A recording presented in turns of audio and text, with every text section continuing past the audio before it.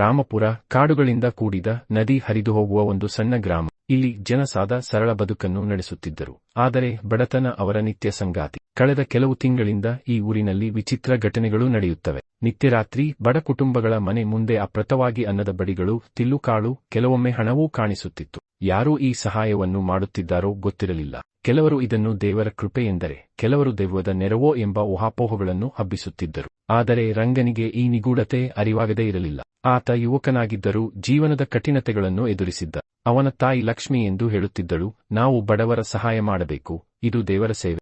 ಒಂದು ರಾತ್ರಿ ರಂಗನು ಇವುಗಳ ಹಿಂದೆ ಇರುವ ಸತ್ಯವನ್ನು ಹುಡುಕಲು ನಿರ್ಧರಿಸಿದ. ಹಳೆಯ ಆಲದ ಮರದ ಹತ್ತಿರ ಅಡಗಿಕೊಂಡು ಕಾಯಲು ಆರಂಭಿಸಿದ. ಕೆಲ ಗಂಟೆಗಳ ಬಳಿಕ ಒಂದು ಕತ್ತಲಿನ ಆಕೃತಿ ಚಪ್ಪಲಿಯಿಲ್ಲದೆ ತಿರುಗಾಡುತ್ತಿರುವುದನ್ನು ಕಂಡ. ಆ ವ್ಯಕ್ತಿ ಒಂದು ಮನೆ ಮುಂದೆ ನಿಲ್ಲಿಸಿ ಆಹಾರದ ಚೀಲವನ್ನು ಇಟ್ಟು ನಿಧಾನವಾಗಿ ಹೋಗಲು ಪ್ರಾರಂಭಿಸಿದ. ರಂಗನು ಅದನ್ನು ಗಮನಿಸಿ ಆತನ ಹಿಂಬಾಲಿಸುತ್ತಾ ಹೋದ. ಆ ವ್ಯಕ್ತಿ ಗ್ರಾಮವನ್ನು ಸರಾಗವಾಗಿ ದಾಟಿ ಹಳೆಯ ದೇವಾಲಯದ ಬಳಿ ತಲುಪಿದ. ಇದನ್ನು ಕಂಡ ರಂಗನು ಧೈರ್ಯ ಒಯ್ಯುತ್ತಾ, ನೀನು ಯಾರು?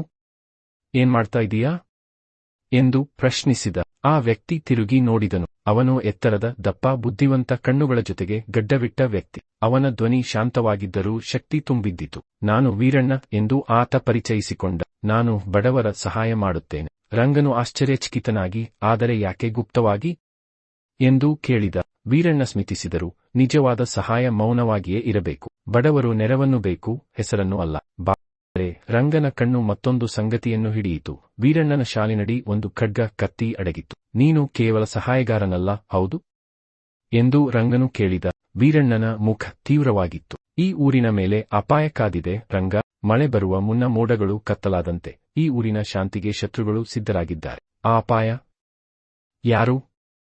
ರಂಗನ ಹೃದಯ ವೇಗವಾಗಿ ಹಾರಡಿತು. ಈಗಲೇ ಅವರು ಮಾತಾಡುವಷ್ಟರಲ್ಲಿ ಊರಿನಿಂದ ಭಯಾನಕ ಕೂಗು ಕೇಳಿಸಿತು. ಇಬ್ಬರೂ ಊರಿನತ್ತ ಓಡಿದರು. ಕೆಲವು ದುಷ್ಕರ್ಮಿಗಳು ಕೈಯಲ್ಲಿ ಹತ್ಯಾರಗಳೊಂದಿಗೆ ಬಡ ಜನರ ಮನೆಗಳನ್ನು ದೋಚುತ್ತಿದ್ದರು. ನಾಗ ಎಂಬ ದುಷ್ಟನ ಅಗ್ರಗಾಮಿಯಾಗಿದ್ದ. ಆತ ಕ್ರೂರ ಗುಂಡಾಗಿದ್ದು ಶ್ರೀಮಂತರ ಸೇವಕನಾಗಿ ಬಡವರನ್ನು ದಬ್ಬಿಸಿ ದೋಚುತ್ತಿದ್ದ. ಈ ಊರಿನ ಮೇಲೆ ಈಗಿನಿಂದ ನಾವು ಆಳ್ವಿಕೆ ಎಂದು ಆತನ ಘೋಷಣೆ. ರಂಗನ ಬಿಗಡಾಯಿತು. ಆದರೆ ಅವನ ಮೊದಲು ವೀರಣ್ಣ ಮುಂದಕ್ಕೆ ಹೋದ. ಈ ಊರು ಜನರದು, ಹುಡಿಗೋಬಗಳಲ್ಲ. ನಾಗ ನಕ್ಕ. ನೀನು ನಾನು ತಡೆದು ಬಿಡ್ತೀಯಾ?